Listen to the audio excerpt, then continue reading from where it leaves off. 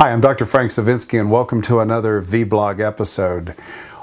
Our passion at DC Mentors is to revive a generation of chiropractors. I want to talk to you today about an interesting scale. Here's the scale. What is your resistance to change scale? In other words, where would you line up on a scale of 1 being little resistance to 100 meaning I've already tried that, I'm done, I won't change, this is how it's going to be? Where do you fit on that scale?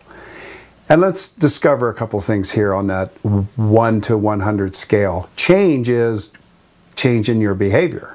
Change is in your ability to let go of some things and shed some things in order to reach for the vision and the mission that you have in your mind for your life and your practice and for your patients. The resistance to change could be changing something as simple as your office hours. The resistance to change could be something as simple as defining and refining and getting even more expertise in your chiropractic methodology. A change could be, well, in a staff. A change could be letting go of a staff that is a poor performer just because they've been there for a long time. A poor performer interacts with all of your patients and it does infect and affect the community. A change, your resistance to change can come in a whole sort of things, and you know what? It's pretty different and unique to each of us.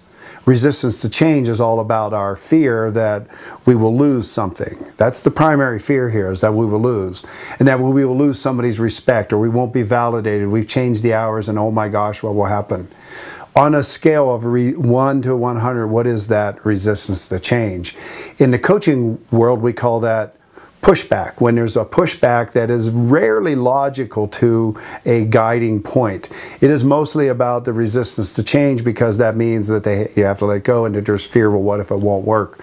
Or can I really do that? The answer is yes, you can really do that. And when you get advice, look at your scale 1 to 100 and understand that it is costing you more than you ever realize. That resistance to change is costing you a fulfillment level in your practice. It's costing the patient's ability to stay with you. By the way, how on earth or how in the heavens can you help a patient who has a scale of change 1 to 100 when they are at this 80 percentile, when they even just the idea of accepting one of your recommendations, which is to get more than an adjustment in a row? That resistance to change is big. We recognize it every day. But do you look in the mirror?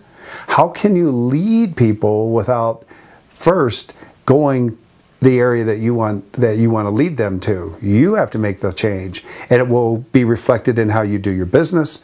Make those changes that are necessary that a coach tells you. Determine that this is where you want to go, and that the resistance to change will never go away. But you can take it from 100 to 50, from 50 to 40, from 40 to 10.